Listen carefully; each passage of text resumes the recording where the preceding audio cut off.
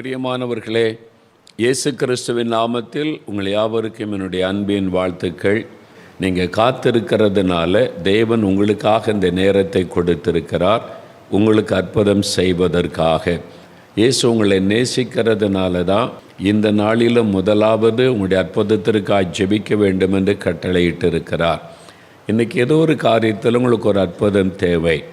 பாவத்திலிருந்து விடுதலை பெற, வியாதியிலிருந்து சுகம் பெற, பிசாசின் கட்டுகளில் இருந்து நீங்கள் விடுதலை பெற்றுக்கொள்ள, அல்லது பயம், கலக்கம், மன அழுத்தத்திலிருந்து விடுதலை பெற, ஒரு ஆசீர்வாதத்தை பெற்றுக்கொள்ள, எனக்கு ஒரு நன்மை நடந்துராதா, ஒரு அற்புதம் நடந்துராதா, மருந்துகள் வேலை செய்ய மறுக்கிறது, எல்லா வாசலும் அடைக்கப்பட்டு விட்டது, இந்த நிந்தை நெருக்கங்கள் தொடர்ந்து கொண்டே இருக்கிறது, எனக்கு ஏதாவது ஒரு அற்புதம் நடந்து விடாதா என்று ஆவலோடு காத்திருக்கிறீங்கல்ல, இயேசு உங்களுக்கு அற்புதம் செய்ய ஆயத்தமாக இருக்கிறார்.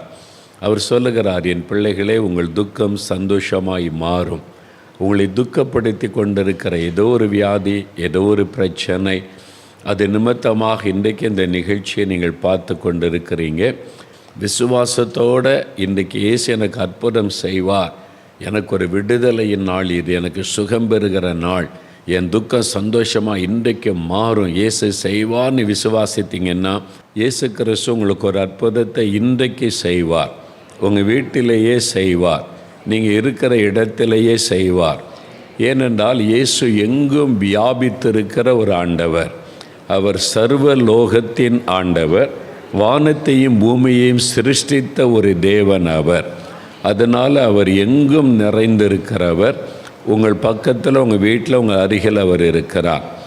நீங்கள் நினைக்கலாம், நாங்கள் கிறிஸ்தவங்கள்லாம் இல்லைங்க, சர்ச்சைக்கெல்லாம் போகிறது இல்லைங்க, எங்களுக்கு இயேசுக்கு சம்பந்தம் இல்லை, எப்படியோ இதை பற்றி கேள்விப்பட்டோம், இயேசு எங்களுக்கு ஒரு அற்புதம் செய்வார்னு காத்திருக்கிறோம், எங்கள் வீட்டுக்கு கூட இயேசு வருவாரா அப்படின்னு நினைக்கிறீங்களா? கட்டாயம் வருவார். இப்போ அவர் பிரசன்னமாக இருக்கிறார், உங்கள் வீட்டில் தான் இருக்கிறார். நீங்கள் இயேசுன்ற நாமத்தை கேள்விப்பட்டு உங்களுடைய உள்ளத்தில் அந்த இயேசுன்ற நாமம் துணிக்க ஆரம்பித்த உடனேயே இயேசு உங்கள் வீட்டில் பிரசன்னமாக இருக்கிறார். அவர் எந்த மத வித்தியாசமும் பார்ப்பதில்லை, ஜாதி வித்தியாசம், மொழி வித்தியாசம் எதுவும் பார்ப்பது இல்லை. அவர் எல்லாருக்கும் பொதுவான ஒரு ஆண்டவர். உங்கள் மேல் அன்பு கூர்ந்து உங்கள் துக்கத்தை சந்தோஷமாக மாற்ற உங்கள் வீட்டில் பிரசன்னமாக இருக்கிறார். சரி, இந்த அற்புதத்தை நாம் எப்படி பெற்றுக்கொள்வது? எனக்கு இந்த பாவத்திலேருந்து ஒரு விடுதலை வேணும், இந்த மதுபானத்தை விட முடியல, இந்த பாவ பழக்கத்தை விட முடியல, தப்புன்னு தெரியுது, எனக்கு ஒரு விடுதலை கிடைக்குமா, மன்னிப்பு கிடைக்குமான? கட்டாயம் இயேசு உங்களை மன்னித்து பாவத்திலேருந்து விடுதலை தருவார். வியாதியிலேருந்து சுகம் தருவார். பிசாசு போராட்டமாக இருக்குது, பயமாக இருக்குது, தூங்க முடியல, ராத்திரி எல்லாம் பயப்படுத்துகிற சொப்பனை வருது, இயேசு உங்களுக்கு விடுதலை தருவார். இல்லை, குழந்தை இல்லைன்னு எல்லோரும் அற்பமாக பேசுகிறாங்க, நிந்தை, அவமானம், இயேசு உங்களை ஆசீர்வதிப்பார். உங்களுக்கு என்ன காரியத்தில் அற்புதம் வேண்டுமோ அந்த காரியத்தில் இயேசு இன்றைக்கு அற்புதம் செய்வார். இல்லைங்க, எனக்கு ரொம்ப கடன் பிரச்சனை ஆகிப்போச்சு, வெளியிலே தலை காட்ட முடியல, அதிலிருந்து எனக்கு ஒரு விடுதலை கிடைக்குமா? ஆண்டவர் கட்டாயம் விடுதலை தருவார்.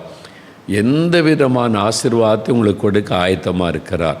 உங்களை துக்கப்படுத்துகிற காரியத்தை சந்தோஷமாய் மாற்ற அதுக்கு நான் என்ன செய்யணும் அப்படின்னு கேட்டிங்கன்னா, வேத புஸ்தகத்தில் பரிசுத்த யோவான் எழுதின சுவிசேஷம் 14ஆம் அதிகாரம் 14ஆம் வசனம், நீங்கள் சுலபமாக மனதில் பதித்து கொள்கிற வசனம் யோவான் 14:14.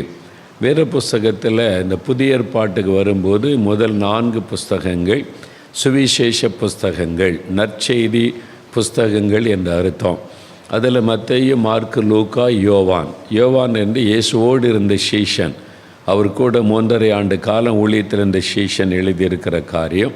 அதனால் இயேசு பேசினதெல்லாம் அவருக்கு தெரியும், அவர் செய்த அற்புதத்தெல்லாம் பக்கத்தில் இருந்து பார்த்தவர். இயேசு என்ன சொல்லுகிறார்? யோவான் 14ஆம் வசனத்தில், என் நாமத்தினாலே நீங்கள் எதை கேட்டாலும் அதை நான் செய்வேன். உங்களை பார்த்து சொல்கிறார், என் பிள்ளைகளே, என் நாமத்தில், இயேசுன்ற நாமத்தில், அந்த பெயர், நாமன்னு அந்த பெயரை சொல்லுவார், நேம் ஆஃப் ஜீசஸ், இயேசுவே அப்படின்னு கூப்பிடுவார், இயேசு கிறிஸ்துவே அப்படின்னு ஜெபிப்பார். இயேசுவின் நாமத்தில், இயேசு கிறிஸ்துவின் நாமத்தில் எனக்கு சுகம் உண்டாகணும், என் வேதனை மாறணும் அப்படி ஜெபிப்பார். இயேசு கிறிஸ்து சொல்கிறார், இயேசு கிறிஸ்து என்கிற என் நாமத்தில் நீங்கள் எதை கேட்டாலும் அதை நான் செய்வேன். அப்போ நீங்கள் ஜெபம் பண்ணும்போது சும்மா கடவுளே, தெய்வமே, சாமியே அப்படி அல்ல. எந்த கடவுளை கூப்பிட்றீங்க? இயேசு கிறிஸ்து என்கிற ஆண்டவர் என்றால் அவர்தான் மனிதனுக்காக சிலுவையிலே மரித்து மனிதனுடைய பாவங்கள், சாபங்கள், வியாதிகள், வேதனைகள் எல்லாவற்றையும் சிலுவையில் சுமந்து மரித்து போயிட்டான்னு வைங்களேன். செத்து போய் கல்லறைக்குள்ளே போனால இப்படி கடவுளை நம்புறது? மரணத்தை ஜெயித்து 3வது நாள் உயிரோடு எழுந்தார். மரித்தேன், ஆனாலும் சதா காலங்களில் நான் உயிரோடு இருக்கிறேன் என்று சொன்னவர் இயேசு கிறிஸ்து மாத்திரம்தான். அவர் உயிரோடு இருக்கிறதுனால தான் இன்றைக்கும் அதே விதமான அற்புதங்கள் நடைபெற்று கொண்டு இருக்கிறது. அற்புதம் செய்கிறார். அந்த உயிரோடு இருக்கிற ஆண்டவர் எங்கே இருக்கிறார்? கடவுள் என்பது ஆவியாக இருக்கிறார். நம்ம நினச்ச நேரம் டக்குன்னு கண்ணாலெல்லாம் பார்க்க முடியாது. அவர் ஆவியாக இருக்கிறார். ஆனால் அவருடைய பிரசன்னத்தை உணர முடியும், தொடுதலை உணர முடியும், அவர் நம்மோடு பேசுவதை உணர முடியும், ஆறுதல் படுத்துவதை உணர முடியும், நம்முடைய நோய்களை எடுத்து போடுவதை உணர முடியும். அது மாதிரி அவருடைய பிரசன்னத்தையும் தொடுதலையும் அவர் செய்கிற அற்புதங்களையும் நம்முடைய வாழ்க்கையிலே உணர்ந்து கொள்ள முடியும். நம்ம மனிதர்கள், ஒரு பாவம் செய்கிற ஒரு மனிதன் அவர் டக்குன்னு பார்க்கலாம் முடியாது. அதனால தான் மனிதர்கள் பாருங்கள், பாவத்தை விட்டு மனம் திரும்ப மனம் இல்லாமல் கடவுளை பார்க்குற, கடவுளை அவன் நினச்ச மாதிரி உருவமாக செஞ்சு வச்சு அதை நான் கடவுளை தரிசிக்கிறேன் என்று மனிதன் நினைக்கிறான். அது உண்மையான கடவுள் தரிசனம் கிடையாது. பைபிளில் இயேசு சொல்லுகிறார், இருதயத்திலே பரிசுத்தம் உள்ளவர்கள் தான் தேவனை தரிசிக்க முடியும் என்றால் தேவன் பரிசுத்தம் உள்ளவர். அப்போ யார் அவர் பார்க்குறதுக்கு தகுதி இருக்குது? அப்போ அவருக்கேற்ற பரிசுத்தம் யார்கிட்டையும் இல்லை. அப்போ நம்மளை பரிசுத்தப்படுத்துகிறவரும் இயேசு கிறிஸ்து தான். அதுக்காகத்தான் நம்முடைய பாவத்தை சிலுவையில் சுமந்து அவருடைய இரத்தத்தினால் நம்மை பரிசுத்தப்படுத்தி அவரை தரிசிக்கும்படிக்க நம்மை வழி நடத்துகிறார். அது ஆவியில் தான் அவரை உணர முடியும். ஆனால் இப்போ இயேசு உங்கள் வீட்டில் இருக்கிறாரு. அவர் யாரையும் பாவி என்று புறம்பே தள்ள மாட்டார். நான் பாவம் செய்துட்டேன், என்னை மன்னித்து உதவி செய்யுங்கன்னு கேட்டால், நீ பாவி, உனக்கு அற்புதத்தை செய்ய முடியாது அப்படி இயேசு சொல்ல மாட்டார். ஆண்டவரே, என் பாவத்தை மன்னித்து எனக்கு ஒரு விடுதலை கொடுங்கன்னு கேட்டால், பாவத்தை மன்னித்து சுகம் தருவார், பாவத்தை மன்னித்து விடுதலை தருவார், பாவத்தை மன்னித்து உங்களுக்கு அற்புதம் செய்வார். அதுதான் இயேசு கிறிஸ்துவுடைய அன்பு, அவருடைய மனது உருக்கம். அதனால தான் இயேசு இந்த உலகத்தில் உலாவும் போது அந்த மத தலைவர்கள் மீது பொறாமை கொண்ட மதவாதிகள் இருந்தாங்க. இயேசு மீது பொறாமை கொண்ட மதவாதிகள், அவங்கெல்லாம் அவரை பாவிகளின் சிநேகிதன், இவர் என்ன பாவிகளோடு உட்காந்து சாப்பிட்றாரு, பாவிகள்லாம் அவரை தேடி போகிறாங்க, ஈஸியாக அவங்களுடைய பாவத்தெல்லாம் மன்னிக்கிறாரு, அவங்களுக்கு ஃப்ரெண்ட் ஆகிறாருன்னு சொல்லி. ஏன்னா பாவத்தை மன்னிக்க அதிகாரம் பெற்ற ஒரே ஒருவர் இயேசு கிறிஸ்து மாத்திரம்தான். நமக்காக சிலுவையிலே தன் இரத்தத்தை அவர் பாவ மன்னிப்புக்காக விலைக்கரையமாய் கொடுத்து பரிகாரத்தை உண்டாக்கினவர். அதனால் ஈஸியாக யார் வேணாலும் இயேசுவை நெருங்கலாம். நீ பாவி குடிகார வராத பக்கத்தில் அப்படிலாம் இயேசு சொல்ல மாட்டார். நீ வா, உனக்கு விடுதலை தர்றேன், நான் உனக்கு பரிசுத்தம் தருகிறேன் அப்படி சொல்லுகிறவர் தான் இயேசு கிறிஸ்து. அதனால் பாவிகளின் சிநேகிதன் என்று அழைக்கப்பட்டார். யாரையுமே நீ பாவி, உனக்கு அற்புதம் செய்ய மாட்டேன்னு இயேசு யாரையும் புறம்பே தள்ளவில்லை. அவங்க மேல் அன்பு கூர்ந்து பாவத்தை மன்னித்து விடுதலை கொடுத்து, இனி பாவம் செய்யாத, இனி பரிசுத்தமாக நடந்து கொள் அப்படின்னு ஆண்டவர் ஆலோசனை கொடுத்து அனுப்பின சம்பவங்கள் தான் பைபிளில் எழுதப்பட்டு இருக்கிறது. அதே இயேசு தான் இப்போ உங்கள் வீட்டில் நீங்கள் இருக்கிற இடத்துல உங்களோடு பேசி கொண்டு இருக்கிறார். என் மகனே, எதுக்கு கலங்குற? நான் உன் பாவத்தை மன்னிப்பேன், விடுதலை தருவேன், உனக்கு அற்புதம் செய்வேன். என் மகளே, ஏன் துக்கத்தோடு இருக்கிற? நான் உன் பாவத்தை மன்னித்து உனக்கு சுகம் கொடுத்து அற்புதம் செய்து உன்னை வாழ வைப்பேன் என்று ஆண்டவர் சொல்கிறார். ஆண்டவர் நம்மோடு பேசி நம்மை ஜெபத்தில் நடத்தி கொண்டிருக்கிறார். இந்த நாளில் எல்லாரும் வேத புஸ்தகத்தை இசைக்கியேல் தீர்க்கதரிசன புஸ்தகம் 22ஆம் அதிகாரம் 30ஆம் வசனத்துக்கு திருப்புங்க. எசேக்கியேல் என்ற ஒரு தீர்க்கதரிசியினுடைய புஸ்தகம், ஆண்டவர் பயன்படுத்தின தீர்க்கதரிசி எழுதின புஸ்தகம் பைபிளில் இருக்குது. அதில் பாருங்கள், எசேக்கியேல் 22ஆம் அதிகாரம் 30வது வசனம் நான் வாசிக்கிறேன், அதை கவனமாக கேளுங்க. ஆண்டவர் சொல்லுகிறார், நான் தேசத்தை அழிக்காதபடிக்கு திறப்பிலே நிற்கவும் சுவரை அடைக்கவும் தக்கதாக ஒரு மனுஷனை தேடினேன், ஒருவனையும் காணேன்.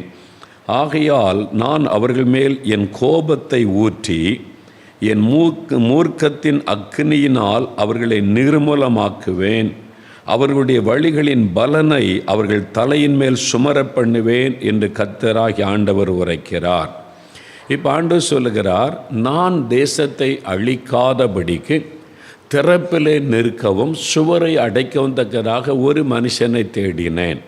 பாருங்க, தேசம் என்று ஆண்டவர் குறிப்பிடுகிறார். நம்முடைய ஆண்டவர் இயேசு கிறிஸ்து அவர் ராஜ்யங்களின் தேவன், தேசங்களின் தேவன். அவர் தேசங்கள் மீது அக்கறை உள்ள தேவன். அவர்தான் இந்த முழு உலகத்தை உண்டாக்கி மக்களை சிருஷ்டித்து அவர்களுக்கு எந்தெந்த நாட்டில் வசிக்க வேண்டும் என்ற எல்லைகளை ஏற்படுத்தினதாக பைபிளில் பார்க்கிறோம்.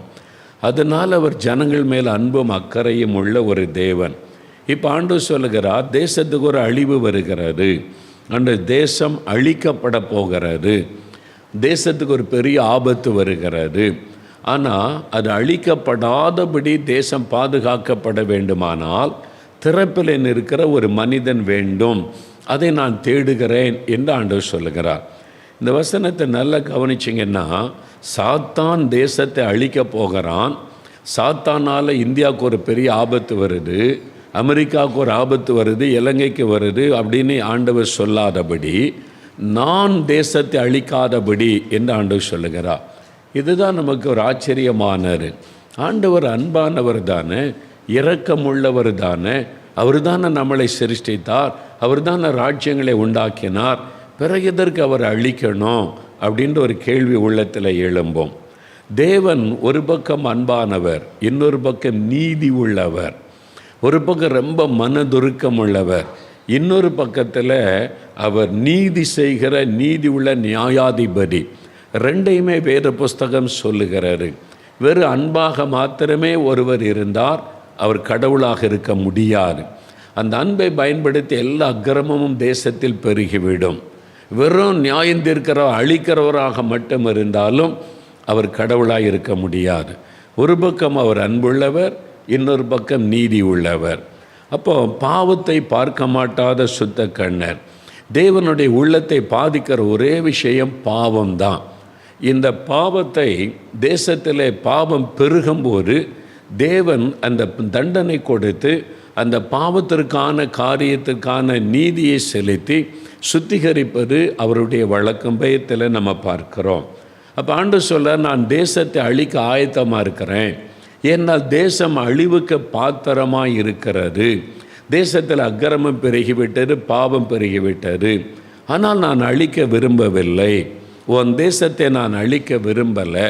உன்னுடைய தேசம், நீ வசிக்கிற தேசத்தில் பாவம் அக்கிரமம் அநியாயம் பெருகிவிட்டது, ஆனால் நான் அழிக்க விரும்பலை. அதுக்கு பதிலாக ஒரு ஆழத்திட யாராவது ஒருவர் திறப்பில் நின்று ஜெபித்தால் நான் தேசத்திற்கு இரக்கம் செய்வேன் அப்படின்னு தான் ஆண்டவர் சொல்கிறார்.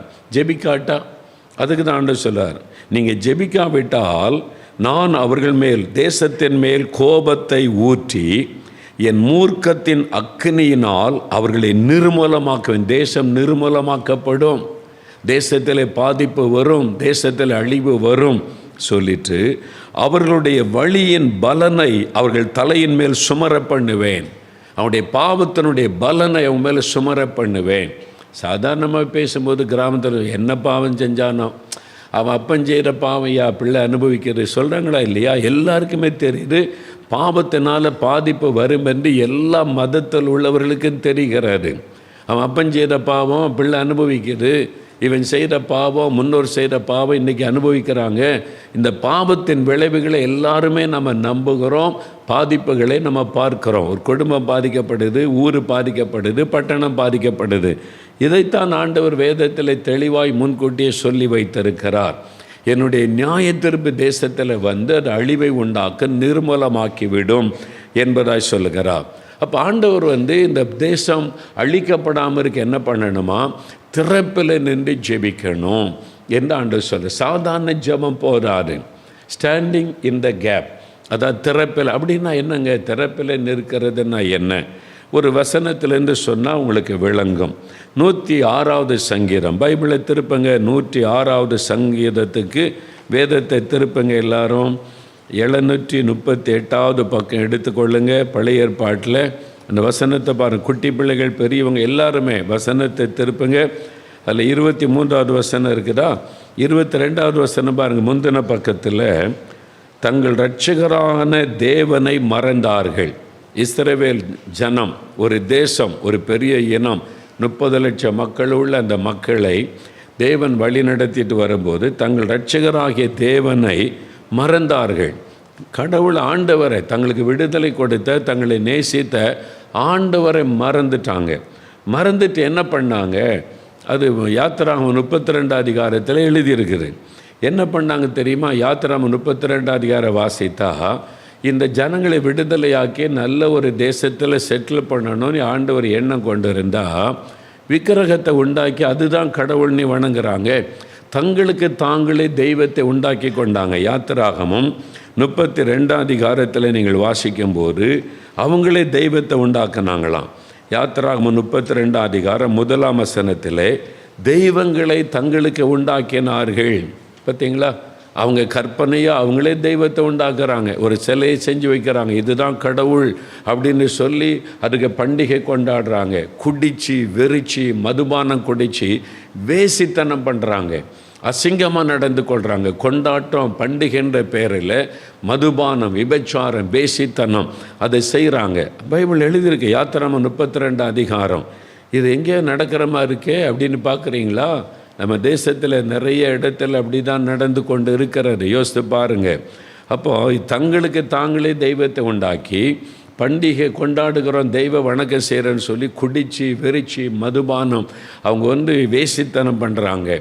இந்த பாவம் தேவனை துக்கப்படுத்துகிறாரு, தேவனுடைய உள்ளத்தை கோபப்படுத்துகிறாரு. ஏன் இந்த மாதிரி அநியாயமாக நடக்கிறாங்க? இந்த மாதிரி கற்பனையாக ஒரு தெய்வத்தை உண்டாக்கி குடிச்சு வெறிச்சு மதுபான வெறியில் அசுத்தமாக நடக்கிறாங்க. அப்பொழுது தேவன் கோபத்தோடு சொல்லுகிறார், நான் இவளை அழித்து போடுவேன், இவர்களை அழித்து போடுவேன். இவங்களுடைய பாவம் பயங்கரமாக இருக்குது. ஒரு பரிசுத்த சிந்தை இல்லை, கடவுளுக்கு குறித்த பயம் இல்லை, கடவுள் பண்டிகைன்ற பேரில் குடிச்சு வெறிச்சு நாசம் பண்ணுறாங்க. இவங்களை நான் அழித்து போடுவேன்னு சொல்லி கர்த்தர் கோபத்தோடு எழும்புகிறார்.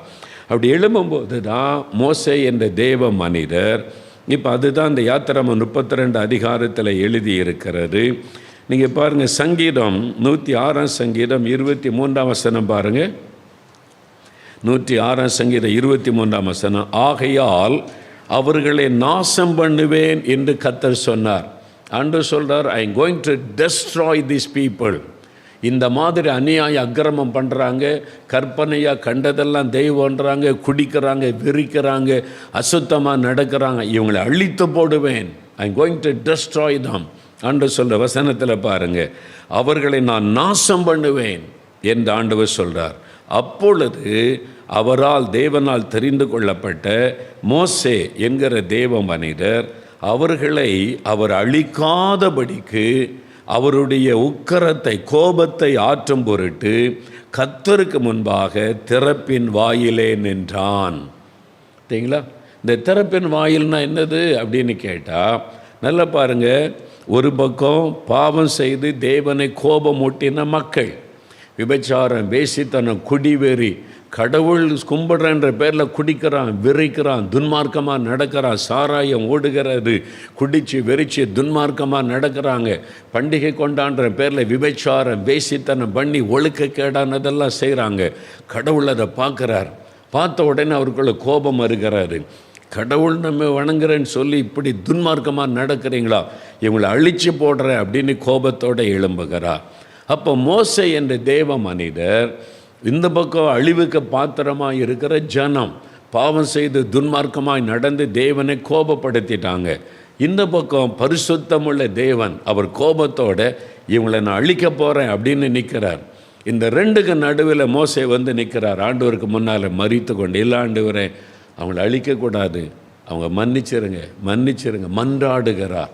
அவங்க செய்தது பாவம்தான், அவங்க விக்கிரகம் செஞ்சது பாவம்தான், சிலை போய் வணங்கி கடவுள்னு சொன்னது பாவம்தான், அவங்க விபச்சாரம் பண்ணது பாவம்தான், குடிச்சு வெறிச்சது பாவம்தான், மன்னிச்சிருங்க, அவங்களுக்காக நான் அவங்ககிட்ட பரிந்து பேசுகிறேன்னு சொல்லி பாவம் செய்கிற மனிதர்களுக்கும் பரிசுத்தமுள்ள தேவனுக்கு நடுவாக நிற்பதுதான் ஸ்டாண்டிங் இன் த கேப். ரெண்டுக்கு நடுவாக நின்று திறப்பிலே நிற்பது என்பது. அப்படி பேசும்போது நீங்கள் யாத்திராமம் 32 அதிகாரம் வாசித்தீர்கள் என்றால் 13ஆம் வசனத்தின் பின்பகுதியில் கெஞ்சி பிரார்த்தனை பண்ணினான். மோசே எப்படி ஜெபம் பண்ணாராம்? கெஞ்சினார், ஆண்டவரே மன்னிச்சிருங்க, இந்த மக்களை மன்னிச்சிருங்க, அவங்க பாவம் செய்துட்டாங்க, உம்மை வேதனைப்படுத்திட்டாங்க, அவங்க பாவத்துக்கு இடம் கொடுத்துட்டாங்க, தயவாக மன்னிச்சிருங்க, இறக்க செய்யுங்க, தண்டிச்சிராதங்க, அழிச்சிராதங்கன்னு கெஞ்சி பிரார்த்தனை பண்ணினான். பாருங்க 11ஆம் வசனத்தின் பின்பகுதியில் பார்த்தீங்கன்னா, இந்த ஜனத்துக்கு ஒரு நம்முடைய கோபம் பற்றி எரியுதே, ஆண்டவரே கோபப்படாதங்க, மன்னிச்சிருங்கன்னு சொல்லி மோசே கெஞ்சி பிரார்த்தனை பண்ணினதுனால ஆண்டவர் 14ஆம் வசனத்தில், அப்பொழுது கர்த்தர் தமது ஜனங்களுக்கு செய்ய நினைத்த தீங்கை செய்யாதபடிக்கு பரிதாபம் கொண்டார். கர்த்தர் ஒரு மனிதன் திறப்பில் நின்று மன்றாடினதுனால தேவன் பரிதாபம் கொண்டார்.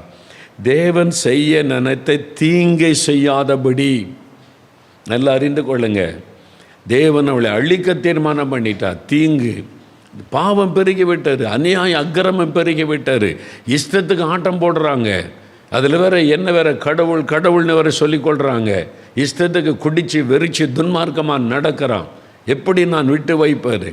அப்போ தேவன் அழிக்க தீர்மானம் பண்ணினதை தேவன் பரிதாபம் கொண்டு சரி நான் மன்னிக்கிறேன் அப்படின்னு மன்னித்தார். இதற்கு ஒரு மனிதன் தான் காரணம், திறப்பில் நின்ற மோசே. அந்த மோசையை நிமித்தம் அந்த ஜனங்கள் அழிவிலிருந்து தப்புவிக்கப்பட்டாங்க. இன்றைக்கு ஆண்டவர் சொல்கிறாரு, உன்னுடைய தேசம், உன்னுடைய இந்தியா தேசம், உன் இலங்கை தேசம், உன் மலேசியா தேசம், உன் சிங்கப்பூர் தேசம், நீ இருக்கிற தேசத்தை பாரு, உன் தேசத்தில் அநியாயம் அக்கிரமம் பாவம் பெருகிவிட்டது. வெளிப்பறையாக நம்ம பார்த்தா ஒன்றும் தெரியாது. பிள்ளைகள் ஸ்கூலுக்கு போகிறாங்க வர்றாங்க, காலேஜுக்கு போகிறாங்க வர்றாங்க, வேலைக்கு போகிறாங்க வர்றாங்க, பஸ்ஸு போகுது, ட்ரெயின் போகுது, மக்கள் ஜாமான் வாங்குற வெளிப்பிரகாரமாக பார்த்தா எல்லாம் கரெக்டாக இருக்கிற மாதிரி தெரியும். ஆனால் உள்ளுக்குள்ளே நீ போய் பார்த்தா பாவங்களும் அசுத்தங்களும் அக்கிரமங்களும் அநீதிகளும் தேசத்தில் பெருகிவிட்டது. இது அழிவுக்கு பாத்திரமாக இருக்க, தேவனை துக்கப்படுத்துகிற கோபப்படுத்துகிற காரியம் தேசத்தில் நடக்குது. அதனால் ஆண்டவர் சொல்கிறாரு, நான் தேசத்தை அழிக்காதபடி, அந்த வசனத்தை கவனிங்க, சாத்தான் அழிக்காதபடி அல்ல, சாத்தானால் அழிக்க முடியாது, சாத்தானால் பெரிய தீங்கெல்லாம் கொண்டு வந்துட முடியாது, சாத்தானால் சுனாமியெல்லாம் கொண்டு வர முடியாது, சாத்தானால் ஒரு பெரிய புயல் காற்று அனுப்பி அழிச்சிடலாம் முடியாது. தேவன் அனுமதிக்கும் போது சாத்தான் அதை பயன்படுத்தி அழிவை அதிகப்படுத்துவான், அதான் அவனால் செய்ய முடியும். அதனால் சாத்தான் என்ன பண்ணுறான், நம்மால் இந்த அழிவை உண்டாக்க முடியாது, ஆனால் கர்த்தருக்கு கோபம் வந்துட்டால் அழிவு வரும். அதுக்கு என்ன பண்ணணும்னா, பாவத்தை பெருக பண்ணுனா அவருக்கு கோபம் வரும். மக்களை பாவம் செய்ய வச்சு, குடிக்க வச்சு, விபச்சாரம் செய்ய வச்சு, துன்மார்க்கமாக நடக்க வச்சு, அநியாய அக்கிரமத்தை பெருக பண்ணிட்டா தேவனுக்கு கோபம் வரும், தேவன் நியாயம் தீர்ப்பார். அதனால் அந்த அழிவு வரும்போது சாத்தான் அதை பயன்படுத்தி தன்னுடைய அக்கிரமத்தை எல்லாம் விளங்க பண்ணி விடுவான். இதுதான் உலகத்தில் நடக்கிற தீமைகளுக்கு காரணம். தேவன் அந்த கோபம் வெளிப்படும் போது பிசாசு அதை பயன்படுத்தி மரணத்தை அதிகப்படுத்துவது, ஜனங்களை அழிப்பது, தன்னுடைய திட்டத்தை நிறைவேற்றுவதை எல்லாம் பிசாசு செய்வான். அதுக்கு தான் சாத்தான் மனிதர்களை பாவம் செய்ய வைப்பது. இதெல்லாம் பாவம் இல்லை, அதெல்லாம் பாவம் இல்லை, நீ பக்தியாக சாமி கும்பிடு, குடிச்சிக்கிட்டே கும்பிடு, போதையில் கும்பிடு, தப்பே கிடையாது, நீ சாமி கும்பிட்டா போகிறோம், போதையில் குடி, இதெல்லாம் விட்டுருவான். யாராவது பாருங்களேன், நம்ம சர்ச்சுக்குள்ளே குடிக்காரன் வந்து வெளியே கொண்டு உட்கார வச்சுருவான், உள்ள செட்டப் வெளியே உட்கார நீ. ஆனால் அங்கே குடிச்சிட்டு குறியெல்லாம் சொல்லுவான், குறிச்சிட்டே எல்லாமே சொல்லுவாங்க, குடித்து வெறிச்சு அவங்க சாமி கும்பிட்டாங்க. அதுதான் இயேசுக்கு ஆண்டவருக்கு கோபத்தை கொண்டு வந்தார். பிசாசுடைய தந்திரமே பாவத்தை பெருக பண்ணுவார். குடி, நல்ல வெறி, எப்படி நடந்துக்க, இதெல்லாம் இந்த காலத்தில் பாவமே கிடையாது, இதெல்லாம் யார் சொன்னால் பாவம்னு சொல்லி அது மாதிரி இஷ்டப்படி நீ வாழ்ந்துக்க அப்படின்னு பாவத்தை பெருக பண்ணிவிட்டால் தேவனுடைய பாவம் பரிபூரணப்படும் போது தான் தேவனுடைய நியாய தீர்ப்பு வெளிப்படும். ஒரு பாவத்தை பார்த்துட்டு உடனே ஆண்டவர் கோபப்பட்டு அழிக்கலாம் மாட்டார். பாவம் பூரணப்படும் போது, பாவம் நிறைவாகும் போது பைபிளில் நீங்கள் பார்க்க முடியும். எதுக்கு கானான் தேசத்தில் உள்ளவங்களை ஆண்டவர் அழிச்சார்? பாவம் நிறைவான உடனே தேவன் இறங்கிட்டார். நினைவேவின் பாவம் பெரிதாக நிறைவாகிவிட்டது, இதுக்கு மேலே தாங்காது, அவ்வளவு அக்கிரமம் பெருகிவிட்டது, தேவன் அழிக்கும்படி இறங்கினார். சோதோம் கொமோராவில் பாவம் பெருகி பெருகி பெருகி அது பாவம் இதுக்கு மேலே தாங்காது, அந்த அளவுக்கு பாவம் பெருகிவிட்டது, இதுக்கு மேலே விட்டு வைக்கக்கூடாதுன்ற நிலைமையில தான் தேவன் தன்னுடைய தண்டனையை அவர் அனுப்புகிறார், நிர்மூலம் பண்ண அனுப்புகிறார். இதைத்தான் நம்ம பைபிளில் பார்க்குறோம். அதுதான் ஆண்டவர் சொல்கிறாரு, நான் தேசத்தை அழிக்காதபடி. ஆண்டவர் விரும்பிலாம் அழிப்பது இல்லை, அவர் நீதி உள்ள தேவன், கட்டாயம் அவர் நீதி செய்யணும். அது அவர் அன்புள்ளவராக இருந்தாலும் நீதி செய்யணும். அதனால் ஆண்டவர் அழிவை கட்டளையிடுகிறார். அப்போ தான் மக்களுக்கு ஒரு தெய்வ பயம் வரும், பரிசுத்தமாக வாழுன்ற சிந்தை வரும், இந்த அக்கிரமம் ஒழியணும். மனிதன் என்ன பண்ணாலும் பார்த்துக்கிட்டு சும்மா இருந்தால் அந்த உலகம் பாழாய் போய்விடும். அதனால தான் ஆண்டவர் தேசத்துக்கு அழிவை கட்டளையிடுகிறார், அனுமதிக்கிறார். ஆண்டவர் அதை அனுமதிக்கிறார். அப்போ அந்த மாதிரி ஒரு அழிவு வரும்போது கூட நான் அழிக்காமல் இருக்கேன்னா ஒரு வழி இருக்குது. நீங்கள் திறப்பில் நின்று மன்றாடி ஜெபிச்சிங்கன்னா நான் அதை மாற்ற முடியும்.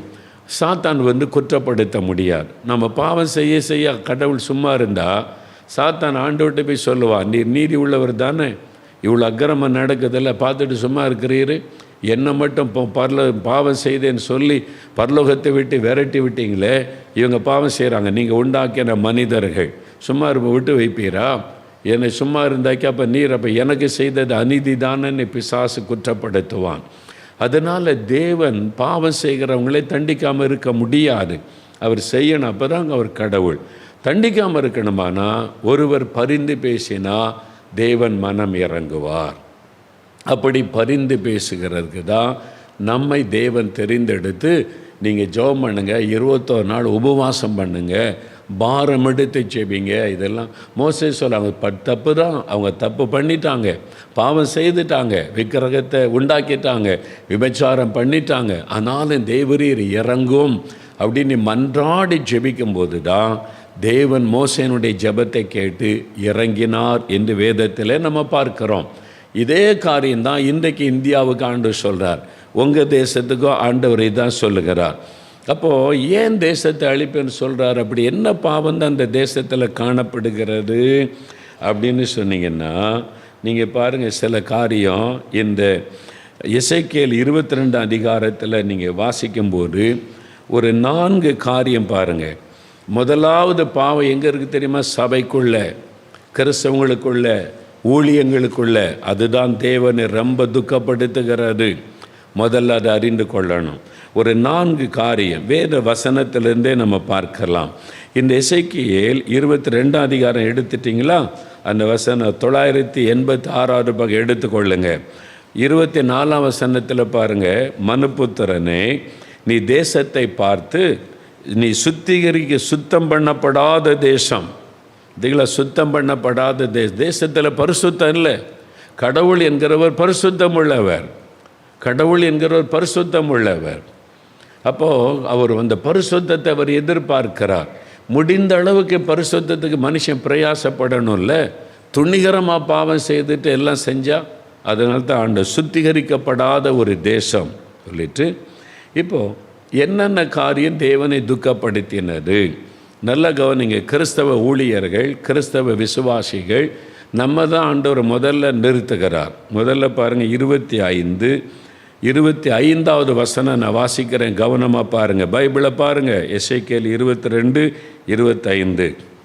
தேசத்தில் உள்ள தீர்க்கதரிசிகள் அதன் நடுவில் கட்டுப்பாடு பண்ணுகிறார்கள்.